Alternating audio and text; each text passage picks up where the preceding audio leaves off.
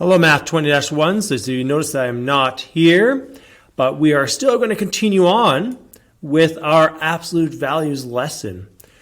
So we're going to take out our notes here. Let me just shrink my face down, and we're just going to go over these little practice questions. So maybe give you a little bit of time if you want to just try to complete these questions if you want to pause the video. If not, let's get right into it.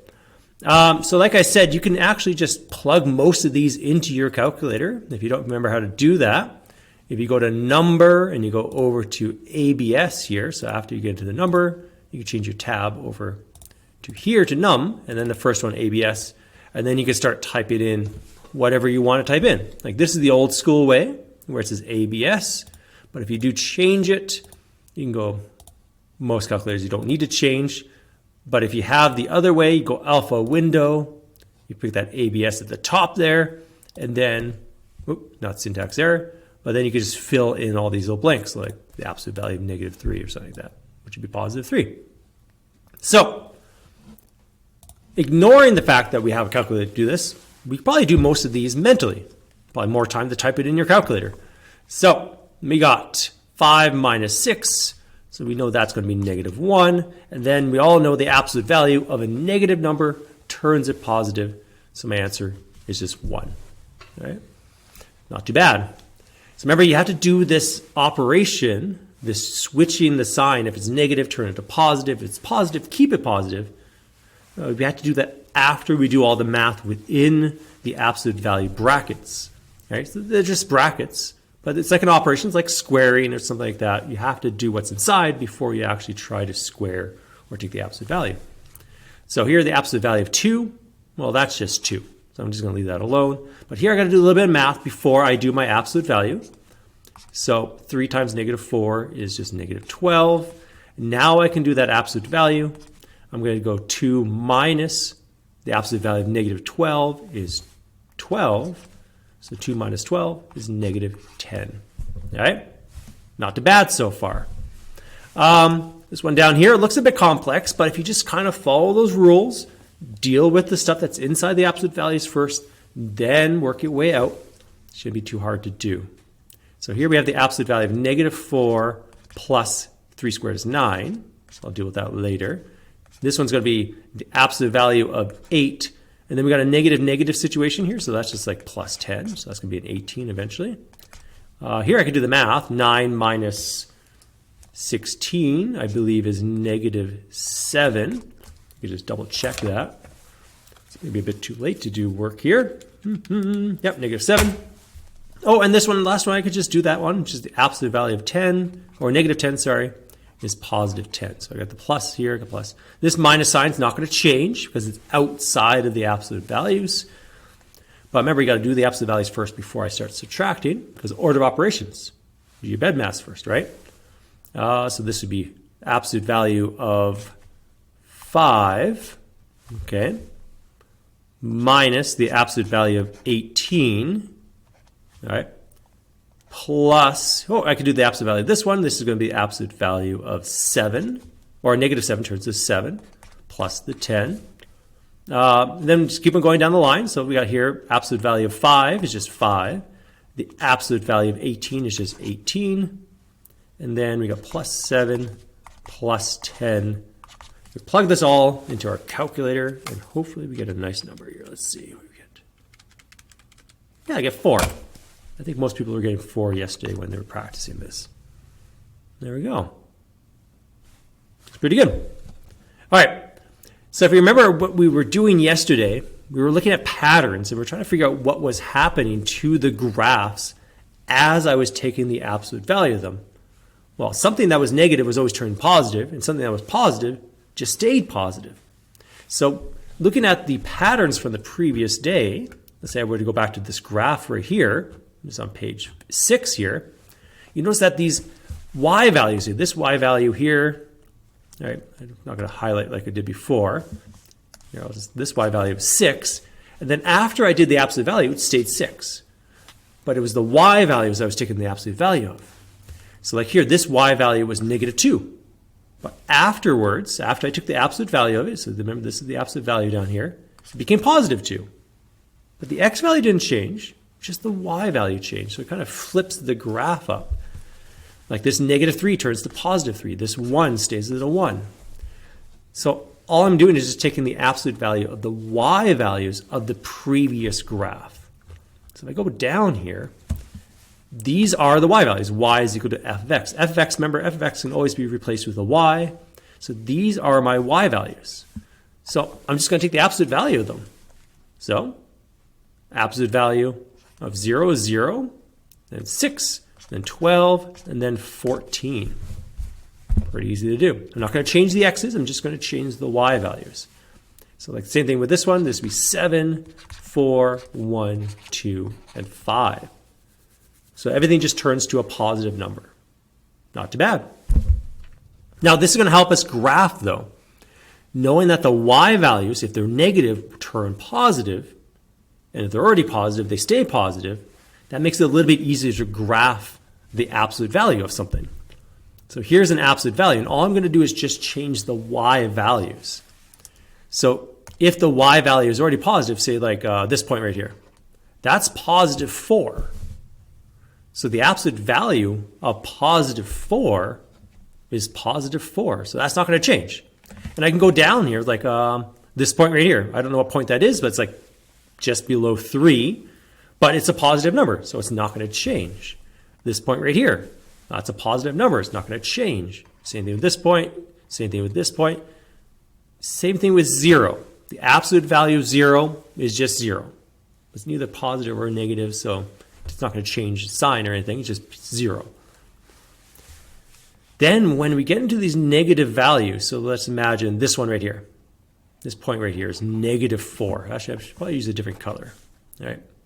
So let's just look at this point right here. Its y value is negative 4. So when I switch its y value from negative 4 to positive 4, the x value doesn't change. You notice on these graphs here, this year the x value is 2 for both these cases. Negative 14, 14. The x values for these here, they're the same for both these cases. All I am doing is just changing the y values, not the x values. So this point that's down here, this point is, I'll probably keep it in red here, this point is 6, negative 4. So the absolute value of that is going to be 6, positive 4. So the point up here. All right. So that's going to change just the y value. All right. I just made this a little bit thick, maybe a little too thick. There you go. All right. So this graph now is going to be this weird V shape. It's going to get down to the x-axis. Then when the y values start becoming negative, they start flipping over. So I don't know what these values are down here, but I do know this one. This point right here, that was 6, negative 6. So it's a straight line. Remember, you only need 2 points to create a straight line. So I'm just going to connect these dots here. So my absolute value looks like this V shape. So that's the sketch of the absolute value. So I'm just going to put that on the side here. It's the sketch of f of x. The absolute value of f of x is that graph there. So knowing that, all I'm doing is just flipping the y values. If the y values are already positive, like these ones here, they stay exactly the same. All right? So that stays the same. I could probably use a different color for that. All right? Make it a little bit easier to see. But if my y values become negative, like some of these points down here, like this 7 or something, they're going to start flipping over. They're going to start going positive now. So I don't know what this is. It kind of looks like a close to negative 2. So it's going to flip over and become positive 2. So now it's going to be, remember the x values don't change. So if it's x equal to 3, so it's pretty much just going to go straight up and a point right there. And then maybe the next one here looks like it's, I don't know, 3.5, negative 3.5. So it's going to be now positive 3.5. So somewhere up here, I don't know. It's kind of going off the graph already. But that's going to be my absolute value right there. This V shape, where all the y values are now positive values, right? So if I were to do like the range, it's going to be greater than or equal to 0. Pretty good so far. Now, same thing happens with these quadratics too, right? So say we're going to do the absolute value of this quadratic. I don't need to know the equation of it. I just have to know some y values. Like if my y value is positive, like this one here, positive 3, it stays there. Like this is around positive 2 or something. This is around positive 1. But all these y values up to the 0, they're not going to change. So my new absolute value graph is going to have this piece in common. Nothing changes there. But these outside pieces, these kind of wings here, they're going to flip over because they're negative. And negative values change positive if I take the absolute value of it. So like, I can't think of this. I can't find a good point here, but they're going to just kind of flip up. Like this looks like a -1 here. So I'm going to flip up. I'm going to have a new point here. I have a new point on this side. So I'm going to have these kind of wings kind of going upwards here. Kind of look like that. You have to kind of imagine there's a quadratic here. So this kind of curves here. Doesn't fling outwards. It's kind of curving like a quadratic would, but you're just kind of missing the bottom piece. You're just getting the outside wing. So it's not going to go out like this. So very common mistake is to draw something that looks like this. But that's wrong. Don't do that, right? So they're kind of curving in like a quadratic would, like a parabolic shape. So this is going to kind of curve upwards. It's just going to look like this upside down if you were kind of turn your head over. There we go. So that is the absolute value of f of x. So I'm taking all the y values and just changing them to positive and keeping the x's the same. So I do the same thing in this one. You notice the y values for these are positive, so they stay the same. These ones stay the same. But this part that's in the middle, from this x-intercept to this x-intercept, that's going to flip over because all the y values are negative there. So like this y value is -3, but now it's going to be +3. So it's going to flip over to the other side. A little bit of symmetry here, so I know it's going to be on the other side there. This vertex is at -4. So now it's going to be at +4. And it's going to go up and down. So it's just an upside down quadratic. It's just that. So that blue graph I just drew there, that is the absolute value of f of x. All right. Now, these ones here, they just asked us to sketch them out. I think, yeah, one's a quadratic and one is a linear line. And then we got on the next page some notes here. So we've done these before. Like, I want to graph this equation. I got to know a few things, right? So remember, this is made up of two pieces. It's going to be made up of this V shape, right? One is going to be like the x plus 2 line, and the other is going to be that kind of the opposite line where the slope is negative, so that negative x minus 2 line. And they're going to meet right at, if you look at some of these graphs up here, they're going to meet right at the x-intercept. So they're going to come down, meet right there at the x-intercept. So that means we have to know what the x-intercept is. So like these ones, we could just see them off the graph. But if I'm going to graph this, I'm probably going to want to know what the x-intercept is. But you also notice the x-intercept shared between those two graphs. They meet there, right? So it doesn't matter which graph I use, the one is just x plus 2 or like the negative x minus 2 graph. They both have the same x-intercept. So I'm going to use the x plus 2 here. So I'm just going to remember to find the x-intercept and make y is equal to 0. Remember, this is my y value. So I'll say y is equal to x plus 2. I'm just going to minus over the 2 to the other side here. There we go. So there's my x-intercept, -2. I'm just going to go down here and plot that there. So there's my x-intercept. So that's where the two graphs are going to meet. Right? Remember, you can't have anything in the negative quadrants. Like this whole graph here is all above the x-axis. Maybe when we get back on Thursday, we'll talk about what if the graph doesn't cross that? What if I take the absolute value of something that doesn't cross the x-axis? What if the graph is all above or all below the x-axis? What happens at that point? We'll talk about that on Thursday. To find the y-intercept, we're going to put x equal to 0. Remember, this is my x here, right? So I'll put that into the equation. Put that over here. I'm going to do it to the absolute value one because I want to know what the absolute value graph looks like. So I'll put a 0 in here, plus 2. The absolute value of 2 is 2. So I know that much too, so I'm going to put that here. Okay, I'm not going to answer the domain and range yet. We kind of know the answer. We did this yesterday, but I'm going to draw it out first. All right. So we have these 2 dots here. So I can connect those dots because I know it's going to be a straight line because there's no squares or anything on my equation, right? If I scroll back here, it's just x plus 2, so it's going to be a straight line. So it's got a slope of 1, a y-intercept of 2, so that seems like it's legit so far. So my graph's going to look something like that. Nice straight line. But the other side, now I'm going to just put it in my calculator. I just want to see what it looks like. Right, this is the kind of almost the last resort at this point. I just want to see what the absolute value looks like.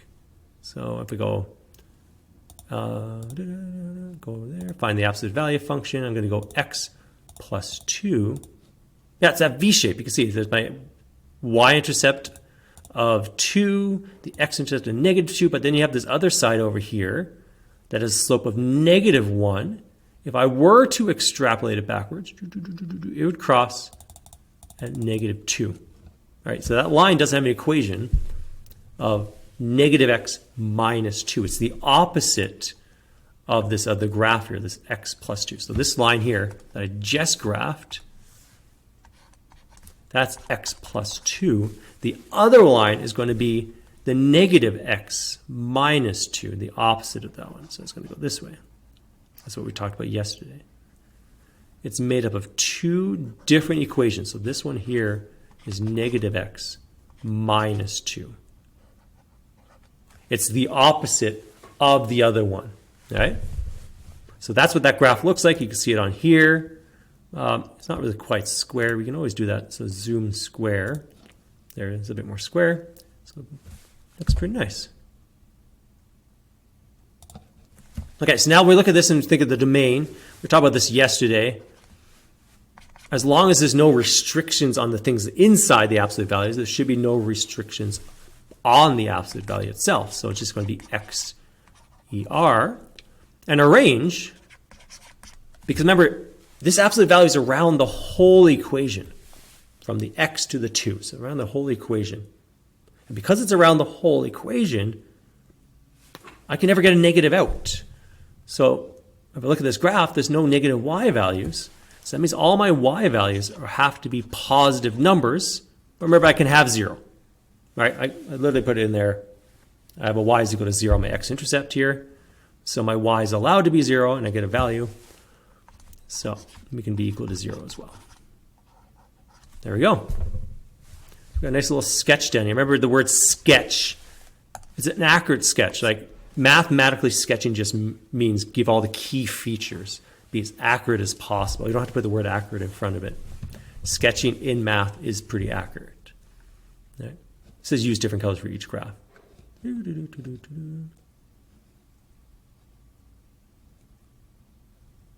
Oh, it says sketch each absolute value function on the same grid. I don't know why I have to do it on the same grid. I've got 2 grids here. Might as well use both of them. All right. State the x and y. Yeah, we already have that. So let's try this next one out. Okay, so we got... I just want to kind of see. We do have the graphing calculator for a reason, so I'm just going to look at this one. It looks kind of weird. So we got... Well, we're at y is equal to. I'm going to go math. I'm going to go to ABS here. Okay, so I'm going to type this equation in. So this negative x squared, negative bracket, sorry, x minus 1 squared plus 5. So I'm going to make it look exactly like that up there. Okay, I'm going to hit graph. Oh, I get this W. That's what we thought. We're going to get a W shape before. So there's 2 graphs here.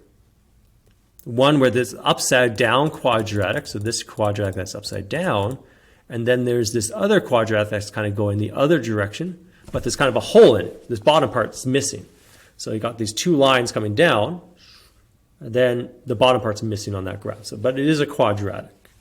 And then there's this one that's kind of doing this, but we're missing the bottom pieces of that one. Remember, all the y values flipped over. They switched to positive numbers. So I know what it looks like. So let's find some of these pieces here. Let's close this down. So if I'm going to sketch this out, oh, it's in vertex form. That's nice. Remember, in vertex form, it's above my head over that direction. I don't know where I'd be. I'm trying to think about on the screen. Yeah, it doesn't matter. Somewhere over here, there's my vertex here. So my vertex is going to be 1, 5, right? The negative tells me the graph is opening down. So I got 1, 5, and the graph is opening down. Now you do have to watch out, like if the vertex was 1, -5, that can be possible. The -5, the y value can't be negative. It's actually going to flip over. But right now, this one's good. This is a good vertex. We need some other things too, like what are my x-intercepts and what are my y-intercepts here. So I'm just going to go and plop this over here. I'm just going to find out what these two values are here. So to find my x-intercepts again, go y is equal to, put in a 0 line somewhere. It doesn't matter where it is as long as you have it there. There it is right there. And you're just going to find the intersection between them. So second trace number 5, enter, enter, enter. There you go. So negative 1.24. Put that here. So negative 1.24. I just rounded it. And there's another one. I don't know why they didn't give us another space here. So there is another one. I just have to find out what it is. It's the one on the other side here. Second trace 5. Enter, enter. It looks like about 3. So I'm just going to guess 3. It's probably not exactly it. It's 3.24. Okay, so I can plot those. 1.25, 1.24. Yeah, so right about here. Make my dot a little bit thicker. And then this one's going to be 3 point. Right about there. Okay. So that's what my graph kind of looks like. Oh, we need a y-intercept. Since I have the graph, I could just trace here. I could just hit trace, not second trace, but just trace, and then just plug in a number, whatever I want. That will set the x value to whatever you want. And right now you can see here I'm tracing the absolute value graph. So I'm just going to hit enter. Oh, there, 0, 4. I could just put 0 into the equation, done it, but that was pretty fast. So I'll put a 0, 4 there. Hey, it's symmetrical, so there's another dot on the other side there. Okay, so we have this piece of the graph. Well, then there's the other pieces of my graph that kind of flip back up and go the other way. To find a point or something to use there, I can just go here, go second graph, and I can use any of these points. All right, so what point do I want to use? What's that, 4? 4, 4. All right, so 4, 4, right about there. All right. What's another one? 5, 11. Is that getting too far out? Oh, I can do 5, 11. So 5 and 11 right here. So there's a couple more points there. I can use that. It is symmetrical, so there should be another point right here. And there should be another point right here. But you can double check that. Like at negative 3. So I'm just going to go back here. Negative 3. I'll scroll up here. Negative 3, 11. Negative 2, 4. Negative 3, 11. Negative 2, 4. Yep, that's pretty good. Now there's two equations here, right? So this first one that we graphed, this one, let's put a line here. That equation, that upside down one, is the original one. Like this is y is equal to negative bracket x minus 1 squared plus 5. So that's that original graph. It's opening down, right? And then we have another equation, this other one. This one's opening up because the wings are going upwards, right? But what's the equation of that graph? Well, I know it has a positive a value, so I'm just not going to write that there. It's got to have the same shape too, because all I've done is just flipped it. I haven't made it wider or thinner. So the a value was 1 before, so it's still a 1 now. I don't change anything with the x's. So this point here It's still halfway. Like if I were to draw like a sketch here, what it would look like, it would go down, hit somewhere down here, all right? So this stays the same. But what happens to my Q value? Now, I'm just going to sketch it in here just pretty lightly.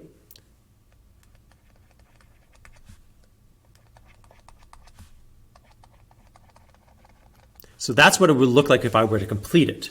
And you notice the Q value is just going to be -5. It was +5 before.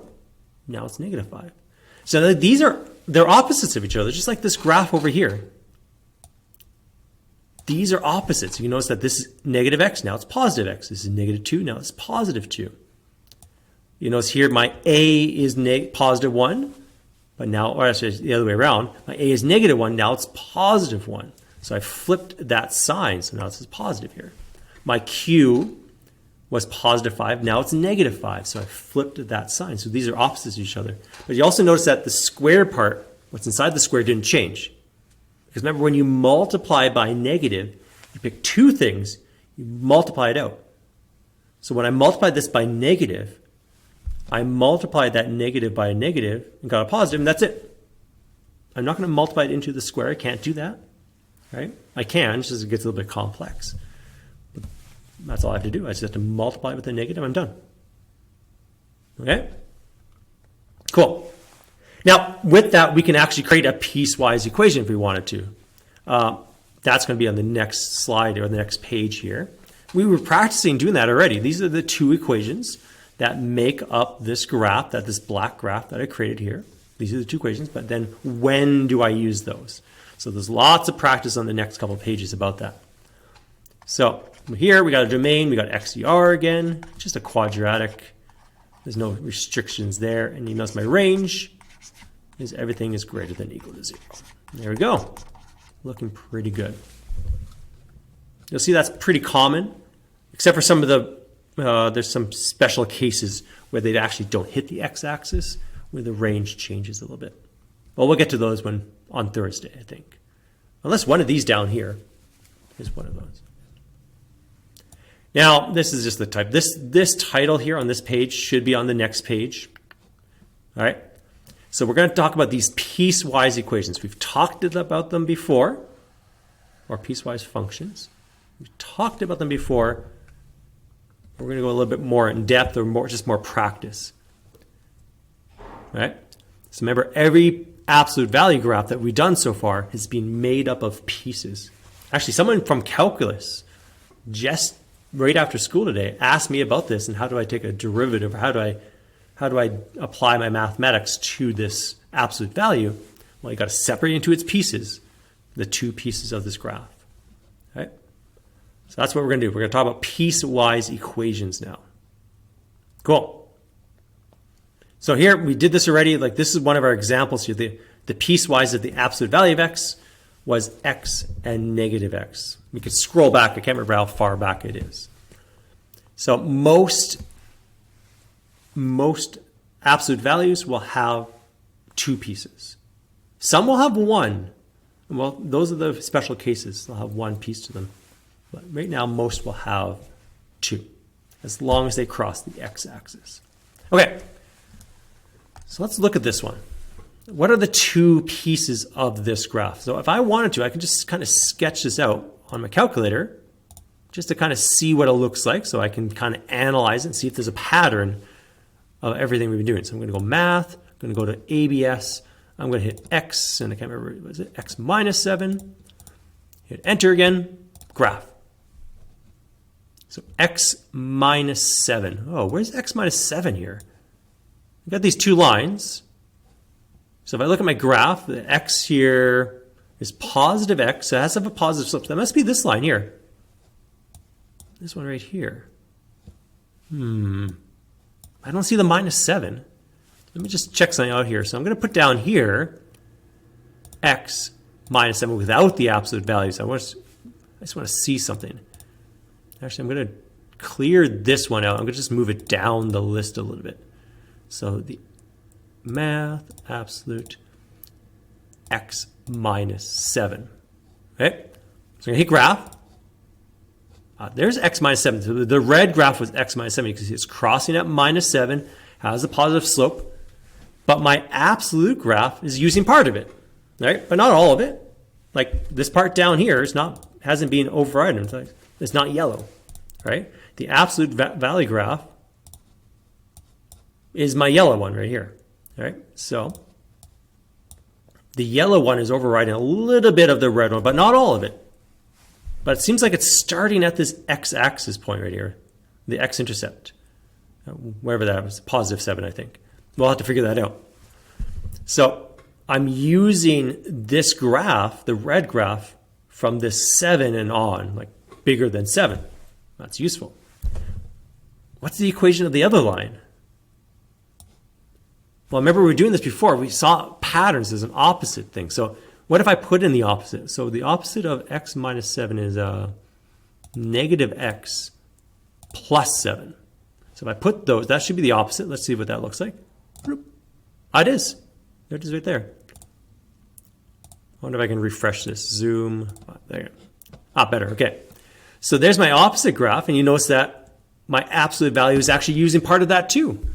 There's a little bit there, right? But it's being covered up at the top here, but it's not using it down here. So it's using both pieces of that. It's using both of those graphs, both pieces, to create the absolute value graph at the top there. So it means we can write a piecewise function. So the two pieces that it's using, well, it's x minus 7. That was the first piece, which is just the thing that's inside the absolute value. And then the opposite of that. So when it becomes like negative, it's got to flip over to the other side. So to change a negative to a positive, you just multiply it by a negative, which flips all the signs. Okay, and when do we do that?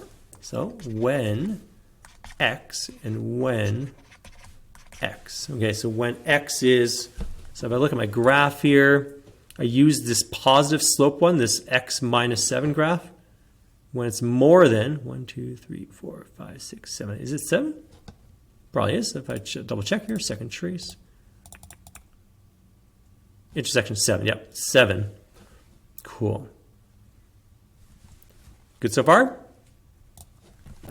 So we're using that one when it's greater than or equal to 7. We're using the other one that was going the other way, this way, when everything from here's to 7 back, right? So everything less than 7. So when all my x values are back here, whoops. So all my x values are back here, right? So I'm using this negative graph when it's less than 7. So you'll see that there's a pattern. These numbers will always be the x-intercepts. Oops.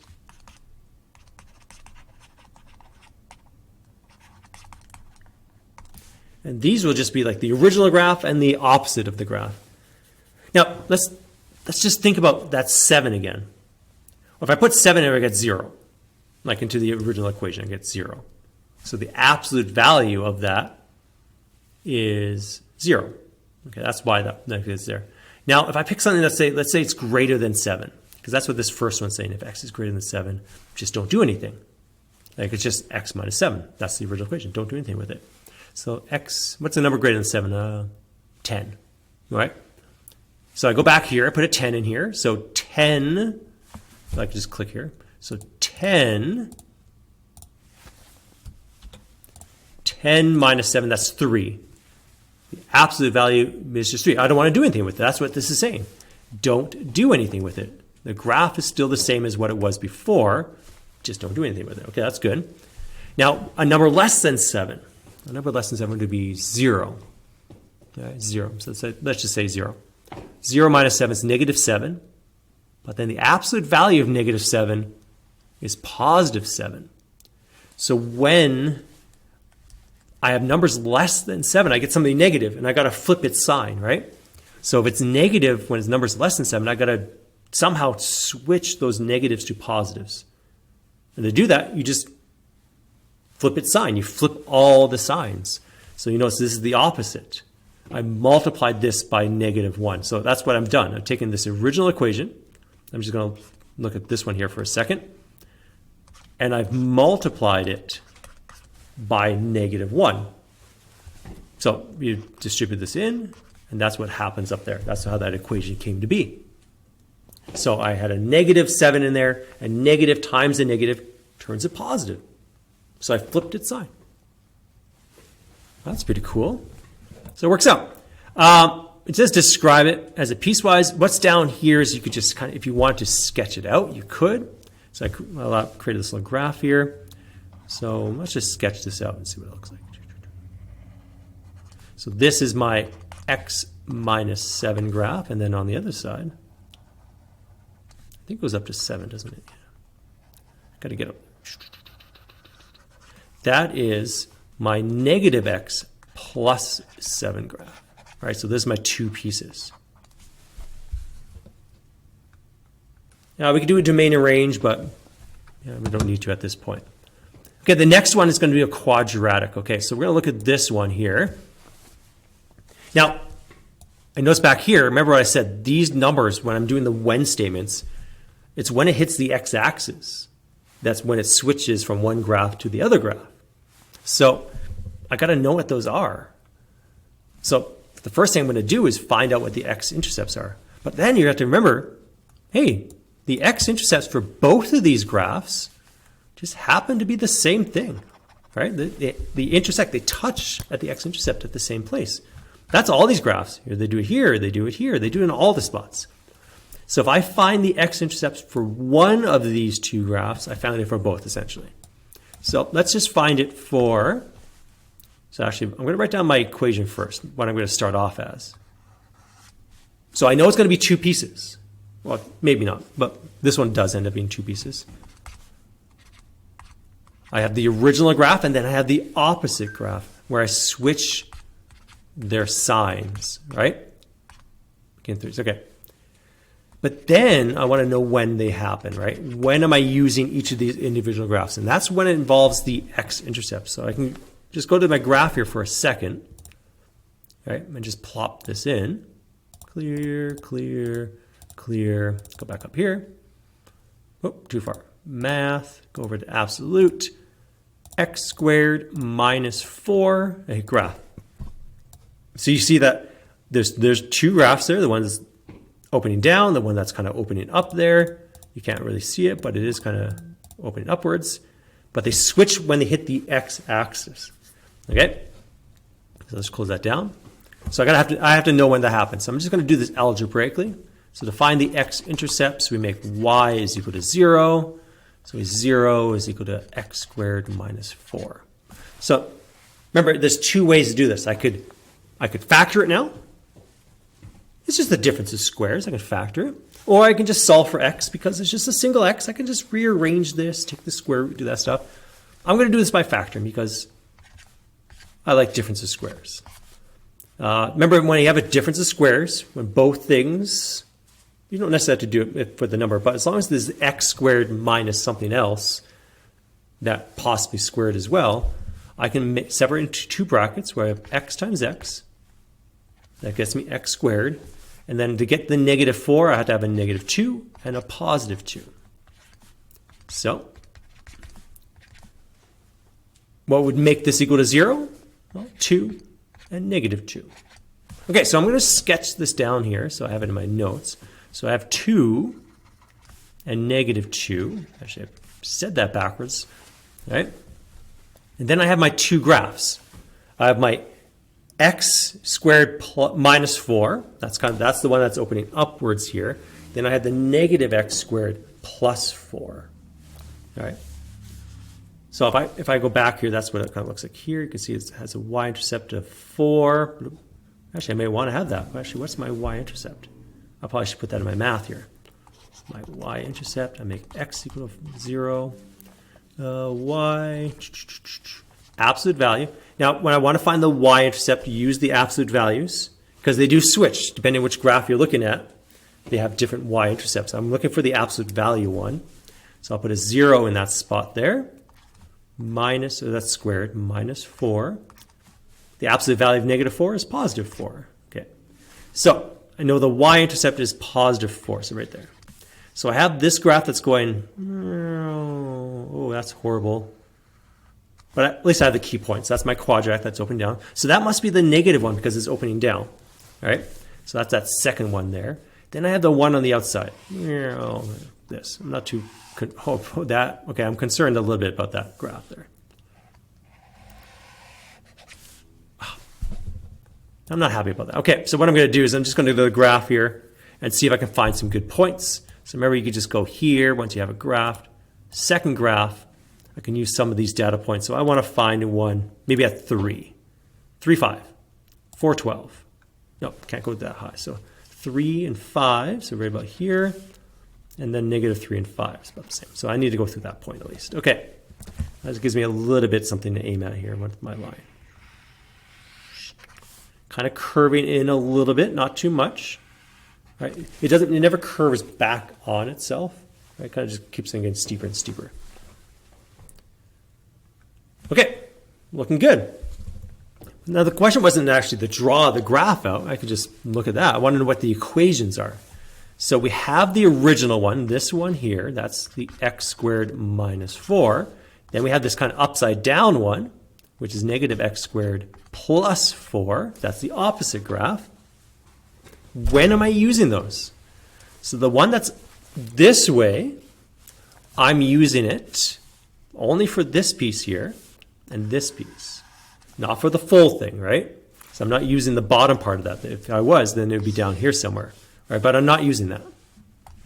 So I'm only using it for these outside pieces. So I'm using it for when x is less than negative 2, or, because there's a big gap there, right? That middle piece, that's the upside down one, but there's a big gap here between these two wings. So I got to use the word or. X is greater than 2. And then I'm using the upside down one. Let me just highlight this for a second here. I'm using the upside down one right here. That part, right? And I'm using that between these two values, between negative 2 and 2. Right? That's like an and statement, but I'm going to write it this way because it looks nice. The x is between my two values. I'm using those less than symbols there. Yeah. This filter makes me look young.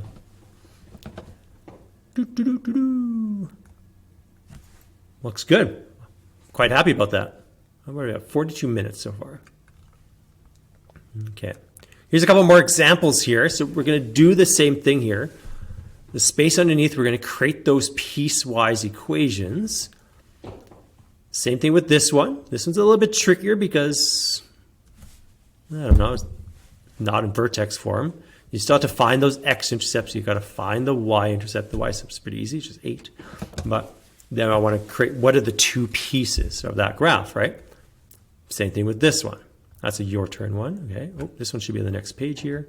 This is just more practice, practice, practice, practice, practice. Okay, so let's do a few of these together here. So let's go back to page, what page is this? Page 11. Let's do this one here. Okay. So I want to do the piecewise equation of the absolute value of 3x plus 1. Now, this, do I have to sketch it? Sketch each function, describe it. Okay. So the piecewise is pretty easy.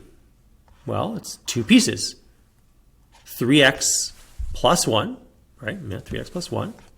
And then the opposite of that, right? This is the original graph. If after I do all the math, it's positive, I don't want to change it. Okay? But if it's negative, I want to flip it. So negative 3x minus 1. When do I do that? Well, I got to know where it crosses the x-axis. I got to know where they meet. So I know when to use the positive 1 or when I use the negative 1 here. So let's find out what the x-intercept is. So my x-intercept, y is equal to 0. So I got this 0. 3x plus 1. Remember, f of x, that's just the same as y, right? You notice I got rid of the absolute values because remember there's two graphs, they're going to meet at the same spot. So it doesn't matter which one I use, the negative one over the positive one, they should give you the same answer. The first thing I'm going to do is minus that 1 over.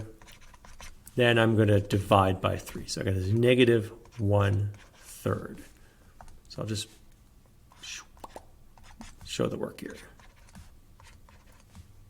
Okay, so negative 1/3. So I could probably put that here, right about there, negative 1/3. Just for the sake of it, I need to maybe put a y-intercept in there. That's pretty easy. Just put a 0. So I got a 1. Okay. So that's going to be 2 points on one of my lines. And that just seems like if I connect the dots, I'm going to have a line that looks like this.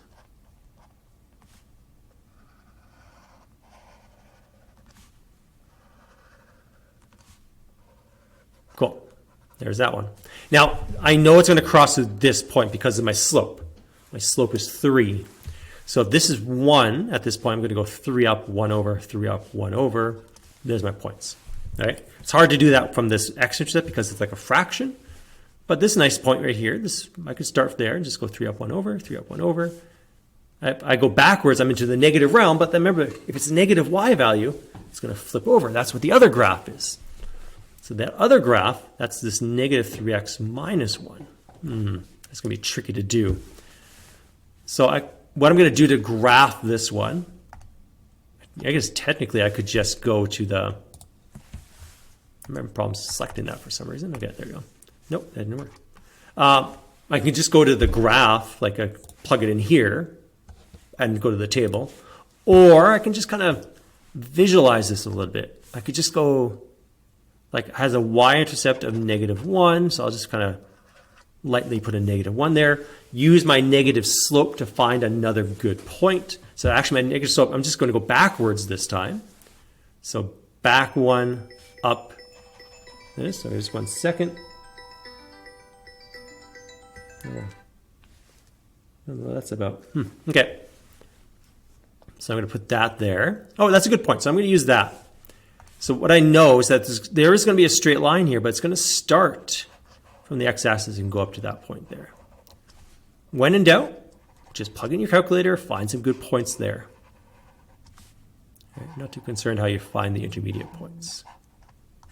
There's my graph. So this one here, that's the negative 3x minus 1 graph. And this side over here, that's the positive 3x plus 1, because I know that because of the positive and negative slopes. Now, when does this happen? Well, it happens at the x-intercept, this negative 1/3 here, right? That's where they meet. That's when they start switching. So I use the positive slope one when x is greater than 1/3, and I use the negative one when it's less than 1/3. And then I'm just going to throw on an equal sign on one of them. Doesn't matter which one. I'm going to throw on one of them. And there we go. Looking good. What's the next one here? Let's see. Okay. Oh. Okay, so before I start, I'm just going to do that x-intercept thing here. Y is equal to 0. X plus 2. I'm just going to minus over the 2 here. X is equal to negative 2. Okay, so I have a graph right here. Oh, I have a point. That's where the graphs are going to meet. They're going to be straight lines. There's no squares or anything. So the 2 lines I'm going to have, the original one, I want the graph that before, like if this is a positive thing, it's just going to stay the same. But if it ends up being negative, I got to flip its sign, so I got to get the opposite one. So that's negative x minus 2. When do I use them? Well, it has something to do with this negative 2, so I'll put the negative 2 there. And let's just kind of draw them out. So that's the x plus 2 graph. Has a slope of 1, so 1 up, 1 over, 1 up, 1 over. Crosses through at that 2. I can kind of see that. That has a y-intercept of 2. The other one has a negative slope coming from this one, so it's actually going to go backwards here. If I were to extrapolate this back, or extrapolate it forward, you see it crosses at negative 2, which is what it's supposed to do, has a negative slope. So there's my graph. So that is negative x minus 2. So I'm using the positive slope one on this side over here. So over here, I'm using the positive slope one. From that point over. So when x is greater than negative 2, and then I'm using the other one, the other direction. So when x is less than, and then I also have, I'll just put an equal sign on one of them. Okay? Looking good.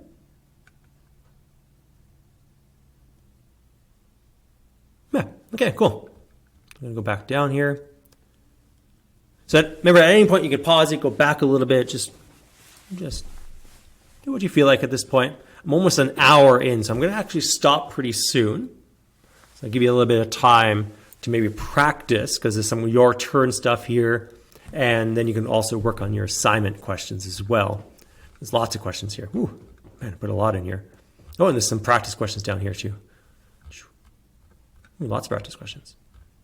Yeah, and Thursday we're going to do something a little bit different with these absolute values, not graphing them and stuff. Oh, let's go back here. So I'm going back to page 12 here. So what I'm going to do is I'm going to figure out the absolute value of this equation. What's it look like? So what I know, based on the patterns, based on what we've been doing, this is probably going to be made up of two graphs. It's going to make it up of that graph, this one right here that you see, this graph. Okay, so I'll write that one out. And it's going to be made up of the opposite of that graph, where I kind of flip it over, right? So I'm going to make the opposite of this graph. So I'm going to flip it over. I'm going to flip all the signs. There's no brackets or squares that get in the way, right? So all the signs just flip. There's my two equations. Now, when do I use them? Probably has something to do with the x-intercepts. So we're going to find those x-intercepts. Y is equal to 0. So what do we have here? 0. I'm just going to do it to the equation they gave us. Okay. I'm just going to want to factor this out. That negative x squared. Maybe I should just use the other. Remember, the two graphs, they're going to come at each other and meet at the same x-intercepts. So I can find the x-intercept using the other one if I wanted to, or just kind of move everything over to the left side, like move it all or multiply everything by -1 or do something. Just get rid of that negative. It kind of really messes stuff up. So I'm just going to multiply everything by -1. All right, there's my opposite graph. I think I could factor this. Let's double check here. Can I factor this? Okay, so there's nothing funny about this one. I just have to figure out what multiplies out to -8. So what, 8 and 1, 2 and 4, that's it. What adds to -2? Looks like -4 and +2. Okay, that's good. Now, because the x squared has a 1 in front of it, I don't have to worry about like that Joe's method or other methods. I just plop them in here, because x times x gets me x squared. I'll put the 2 and then -4 there, and I'm pretty much done. Pretty much, because I still have to figure out what would make this equal to 0. That would be my x-intercept. So I got like a -2 and +4. So I got to flip those signs. Like 4 minus 4 gets me 0.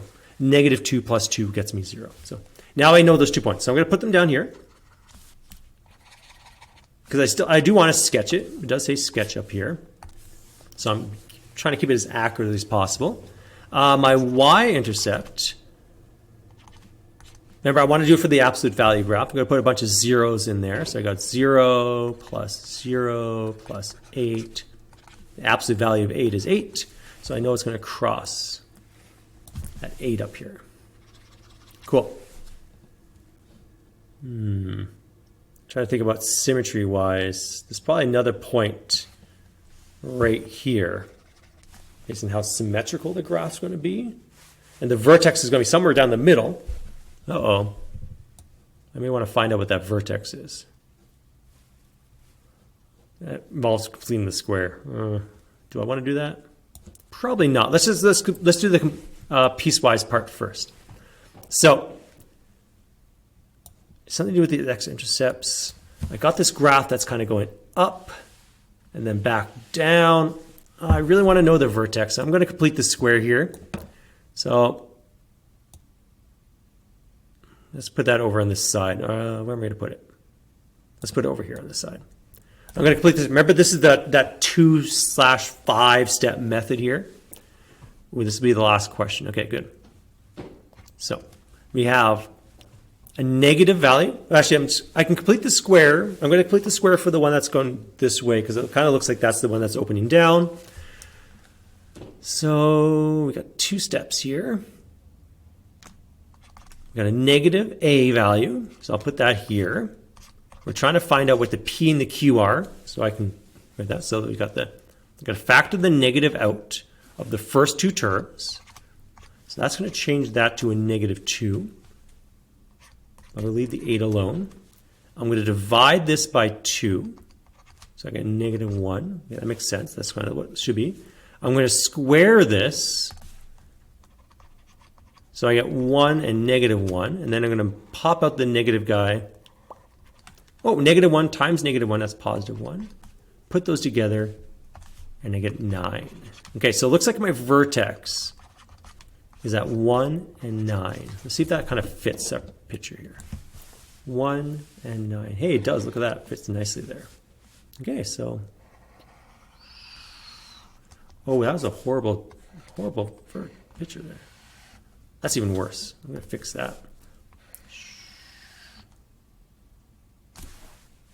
Okay, not very good. And then what's going to happen is going to flip up the other way. I'm not too concerned what that looks like at this point. I'm running out of time. Okay, so there's my two graphs. The one that's opening down, that's that -1, right? So I can highlight this little negative piece. That's this part of the graph here. And then the one that's opening upwards, my head wasn't in the way. The one that's opening upwards, I'll just color green here. So that's this one here, that's opening upwards.